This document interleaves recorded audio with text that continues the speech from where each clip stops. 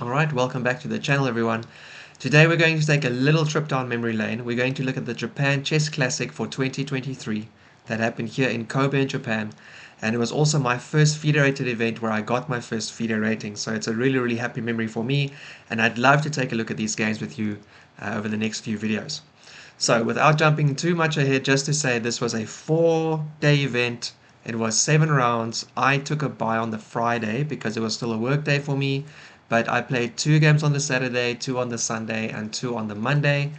And yeah, let's get into it then.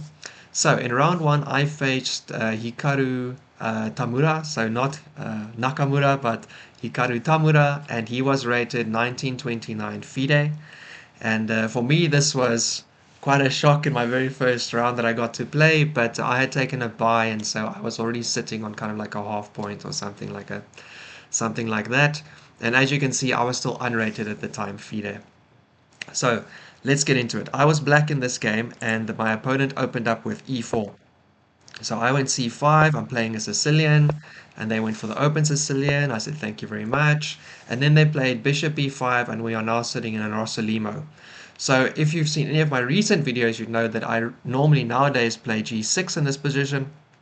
But back then I was still experimenting with the e6 line, where you jump the other knight across and eventually play a6 and so forth. So this is what I did.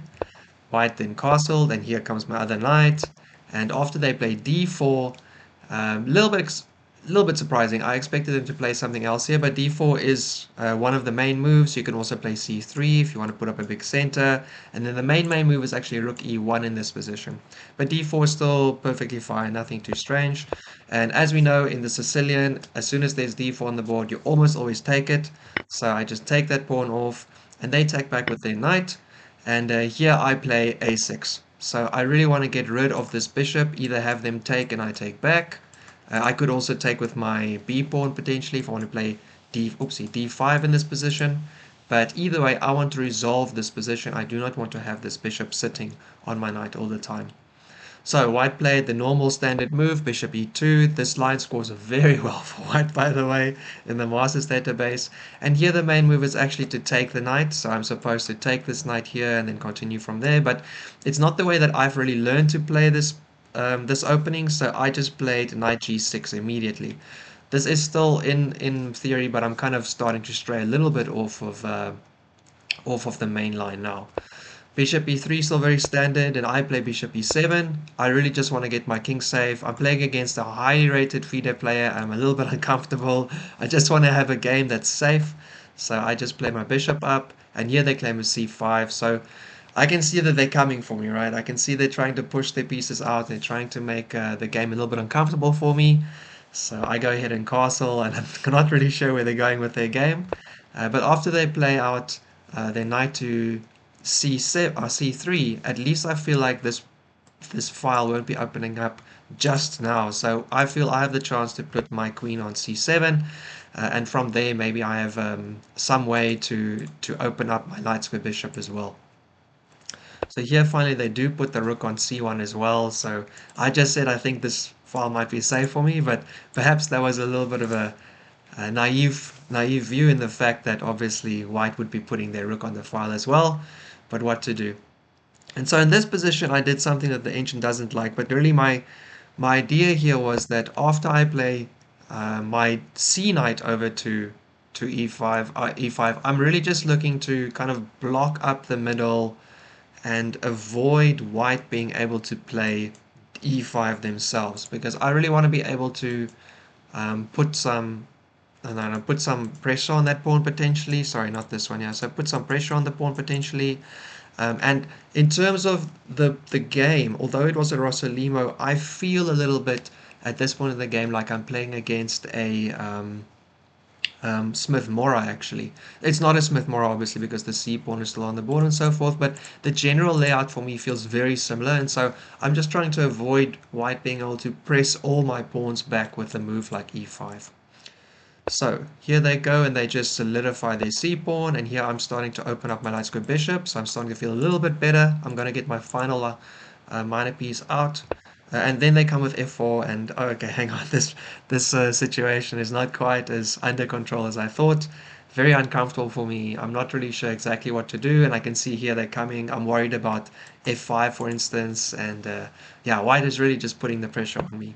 So my knight comes back, and then they jump their knight in, and this is um, a classic move in the Smith-Morrow as well, where they would, for instance, I would take here, and then they would take back, and they are pinning my knight to my queen, right? So they are eventually using this file against me.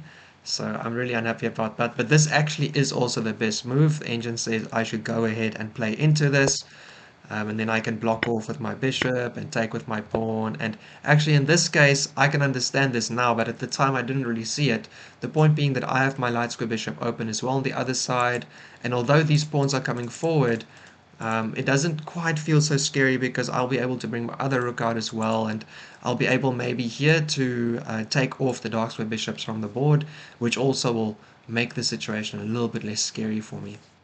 However, I didn't consider this. I thought, oh no, definitely I'm not going to play into White's attack here. I think that's absolutely crazy. I'm definitely not going to do that. And I actually just put my queen on the square that I originally opened up for my light square bishop. My thinking here is that I want to take care of the pawn over here. I want to defend this pawn over here because after they take, this pawn is going to be double defended, double attacked.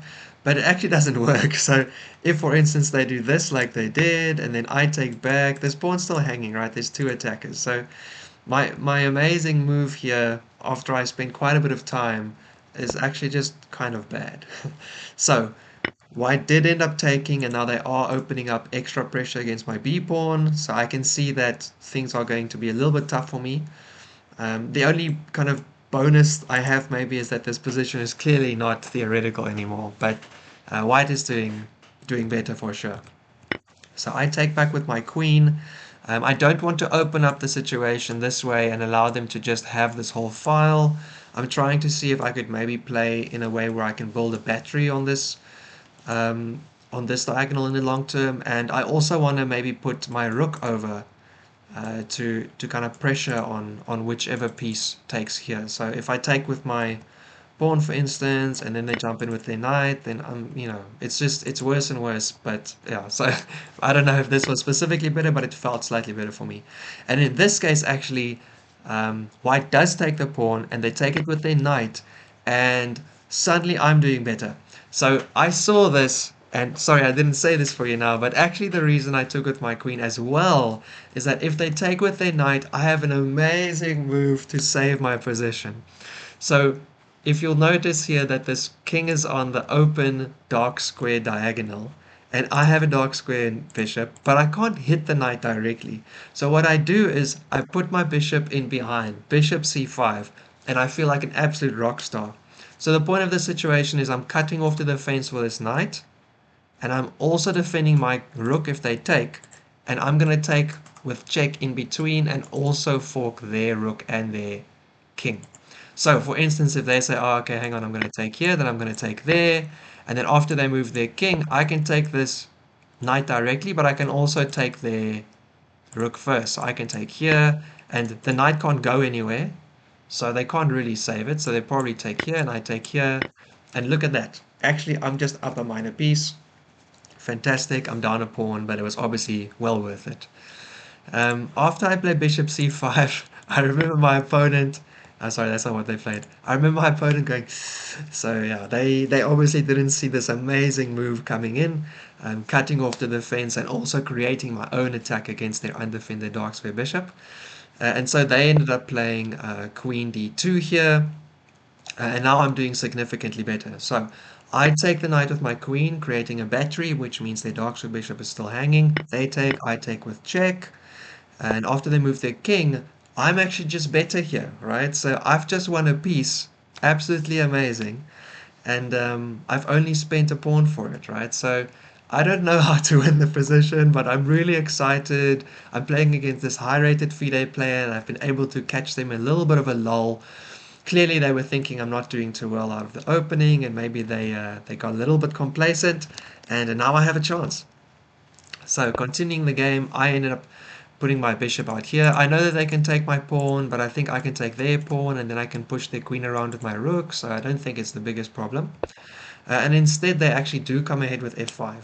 So I'm not exactly sure what the plan is for them, but I'm a bit uncomfortable, and I think up a piece. Let me just get the rook, get the pawn out of the board. And I also think if they take here, I can kind of just put here and threaten something immediately. I can maybe jump my knight out here and like make some other plans. So I'd rather take the pawn off the board than allow them to have an additional pawn in my king's face. However, they then played b4 and they're pushing my queen around. And again, I think, oh, that's okay. I'm doing pretty well, right? And actually, I am. I'm doing really well right now. I've got a clear attack line going up here. Oh, sorry, going up here, and I'm also able to put my rooks out to put some pressure on white, potentially even like breaking with d5 at some point or something like that. All right, so they bring in their queen. This protects the pawn at the back. This is also attacking a few things in the front here. And it also takes it away from this potential break that I might have with my d5 pawn. I take the pawn. I don't really know exactly how to go ahead here, but I think at the worst, at least I can get their pawns away so that I don't have something sitting in my face. So I was very happy about that. They play d5, I take the pawn again, and after they take, I have to move my queen. So they are able to finally get me off of this diagonal, because I can go here and trade, but I'm not so sure if that's the best move. So I first spent a little bit of time thinking, do we trade queens? Do we trade queens? Do we trade queens? I'm really scared I mess up my advantage. However, later on I figured actually just being up a minor piece shouldn't be that bad. And considering I'm playing a stronger opponent, I really just want to make the game as simple as possible. So queen d5, how about a queen trade? And white finds a nice in-between move instead, and they put their rook up. And also you can see that their queen is protecting against queen d2, which would be the move that I could play that could put a lot of pressure on the whole kind of backline on their side. So in this position, I figure, okay, fair enough, I'll just take the pawn over there. Thank you very much. I'm still not able to win as such. I'm still kind of unclear about where I should put my light square bishop. This pawn is taking the clearest, obvious position away from it. This whole situation is looking really scary, but I have a knight that blocks up some of the files. And I also still have all the pawns in front of my king, which feels very safe, at least for what I can. Here they come with a bishop check, a bishop pressure, and this is also again really nice for them. They're slowly starting to gain every single piece they can into the king's side, trying to create an attack. So this pawn down here is still defended sufficiently, so I'm not in any immediate danger, but you can see how white is just building the pressure, and they're doing this by taking tempi from my queen. So my queen being out in the open is causing them to be able to really shuffle around and create their attacking idea. Whether or not they have an attack is still to be confirmed, right? So, okay, fair enough. I'm going to put some pressure on your rook there, and I also know what I can do over here is I can potentially trade off rooks, and maybe at some point I can also put a rook on the a2 and actually just again threaten mate, or at least threaten to trade off on that g2 square, which would be really good.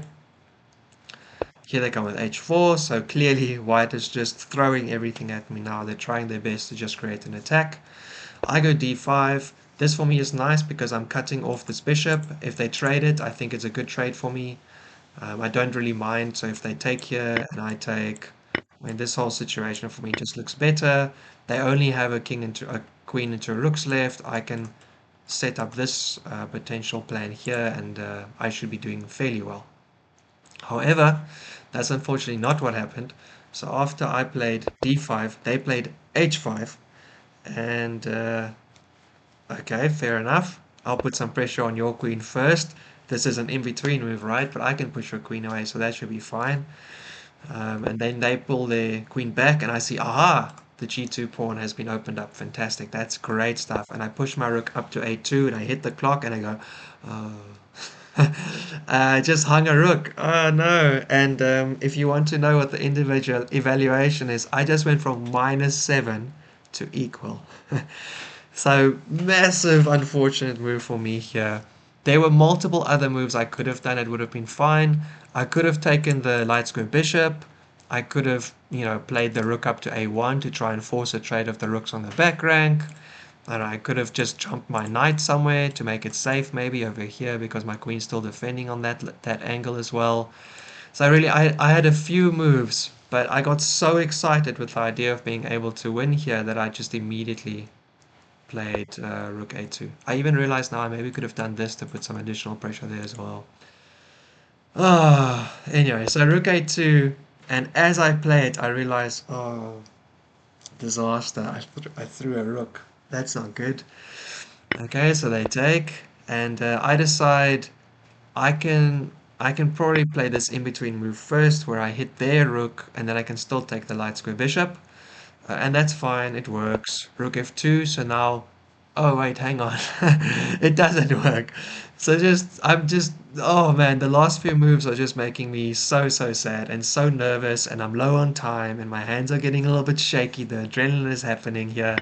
So I thought, okay, hang on, I can get it in between. I can get my knight to safety, and I can attack their rook, because I don't want to do this, and then they take, and then what if I take, they trade off the last rook, and I've got a rook versus a light square bishop. So I have additional pawns, but I have no idea how to win this, and I'm really scared for my king. So I think that my in-between knight move is pretty great, but unfortunately I follow up a blunder with what feels like a blunder. Engine-wise, actually, this is not the worst move. It's still the same evaluation, but for me to realize that now I can't take anything anymore, I felt really unhappy about that. Alright, so I take another pawn. Okay, fair enough. So now I've got the exchange down, but in return I have three pawns. But I don't feel good at all about this position anymore. I feel very uncomfortable. Alright, here white plays queen d4. And actually in this position, now I'm the one that has a slight advantage again. But it's really difficult to figure out. So what the engine says I should do here is I should play queen back to here, and then this is kind of the line it gives. So I'm trying to wrap my queen around to the king, which is slightly open. I can bring out my knight again, and in this way, what I'm slowly creating is a very nice attack. So let's see if we can figure it out together quickly.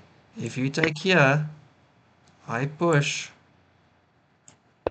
what are you going to do? I also have the option of putting my queen over here to check you, and you have to run backwards, and then I can also check you here, and I can get into a situation where I might be able to protect the pawn from the other side. Unfortunately, I didn't see this, because why would I do all of this effort to bring my queen across? I feel so stressed. I think I have to make something happen immediately. What can I make happen? I can put pressure on the light square bishop. But I just threw away this quick chance that I had, unfortunately. So very sad to do that. And here, white throws the chance right back at me. And so we will look at the evaluation later. But actually here, I have another way that I can play. The reason that this wasn't so good is what? I don't know. I'm looking at this afterwards, and I analyzed the game, obviously, and I figured out, oh, okay, I should go here and here and here. But the advantages in this position are very difficult for me to figure out, because it's not clear to me that the advantage was happening in 4 or 5 moves ahead, and I did not have the time to figure it out. So, although the engine says I'm doing slightly better, and I do bring my queen to safety, and apparently all of this is going well, I just don't really quite know where my advantage lies. Now, looking at it afterwards, I can see, okay, hang on, maybe I should start pushing these pawns forward, or maybe I should start bringing my queen over to the king's side, and maybe just getting some nice checks in, or bring my knight up to block this file off, and then maybe I can start playing with my other two pieces on the queen side. But yeah, at the time, I was so confused about the situation, and I was so low on time and so unhappy. The emotions were real. So I'm actually still doing really well. I'm now protecting the front pawn as well, so I can push the backwards one without dropping either of them, and I can try and get something rolling in the middle. You will notice, however, that white still has all this pressure on the f pawn, so although my idea kind of makes sense, it's a little bit not so great. I also, I get an attack on the rook, which feels like a good thing for me to do, but it's just a one-time attack. So they go rook e1, and here I actually have a move where I have a clear advantage again. Knight f5, and from here the line goes as such. They are now obviously watching out for the check, which is dangerous for them. And then I can push their rook around. And so I can take the rook with check, right? So ooh, sorry. So if they take my light square bishop, I can still take the rook. And that would be with a check as well. And after that, I can also still bring in my knight and my queen maybe to make something happen. So they would have to lift, and then I would attack in again, and then they would take there. And so here I would win the exchange again for one of my pawns, and I would still have another one to push forward. Yeah, I just never in a thousand years that I see this based on the amount of time I had. So I decided, hang on, let's get my queen out of the way. And you can see how clearly I'm just starting to lose focus of the board because with moving my king, I actually lose control of the F square because that pawn is now hanging. This knight is going to hang. And indeed, white finds it, and they take with their rook, and now my knight is pinned against my queen, right? So I can't move it. My queen can't get out of the way to defend it once still because I can't, defend myself on the d7 square. So I have to either go for like all out nothing, or I have to just really like, um, what do you call it?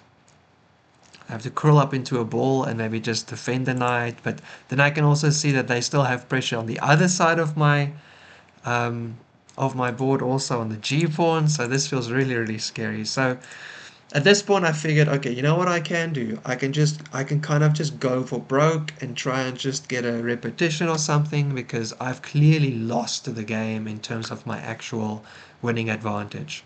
So I go Queen G4, they take, and now here obviously they're also threatening the G pawns. I have to be very, very careful. I bit this up. Now I'm getting a threat in, and with this threat now, white is under the same amount of pressure I am, and they also have absolutely no time. So although the situation is still equal and they maybe could have played in a different way, they decide they're just going to trade everything off, take the pawn, and here we have two pawns versus two pawns, light square bishop, rooks and rooks. And as you can imagine, both of us, after an immense roller coaster ride, decided, okay, hang on, that was maybe enough for us. And they trade off and they take there. And after I take the pawn on H file, I just offered a draw and they accepted. And I didn't know how to feel. If I go to the end evaluation just to show you what the absolute roller coaster this was, you can see here that at the start of the game, out of the opening, I wasn't doing too well, and you'll remember that around here I was getting kind of stuck with how to play, and I put my queen over on the b7, which was a bad move. However, my trick got me a absolutely crushing advantage for the whole middle of the game, until unfortunately I blundered my rook back. And then after that, I had the advantage once and I didn't know how to figure it out. Then white had the advantage out and they didn't have to figure it out. And then I got it again. Although I couldn't figure it out, the natural moves at least continued for me. So here. And in this situation, like I pointed out earlier, after I get them to roof their rook, I actually have a -3 advantage again. But I just had no time to figure it out. So completely spent, completely tired at the end of the first round. I leave the playing hall to go like stand around in the park and just like do some jumping jacks or something to get the adrenaline out because I was absolutely, just taken on a ride in that game. I was really, really happy not to lose. And that was a stronger feeling than the sadness about not being able to convert the winning position. I didn't know it was -7 or something at some point. I just knew that I came out of the opening really badly, and then I was able to kind of get an advantage, and then I threw it away. But given that I had played someone who is 1900 rated FIDE, I felt absolutely fantastic about not losing. So this put me on 1.5 for the tournament, and it got us into the second half of the game, which will be in the next video where we face our second opponent, and you'll have to stick around to see what happens then. So thank you very much for joining for the first one, and I hope to see you for game 2 again.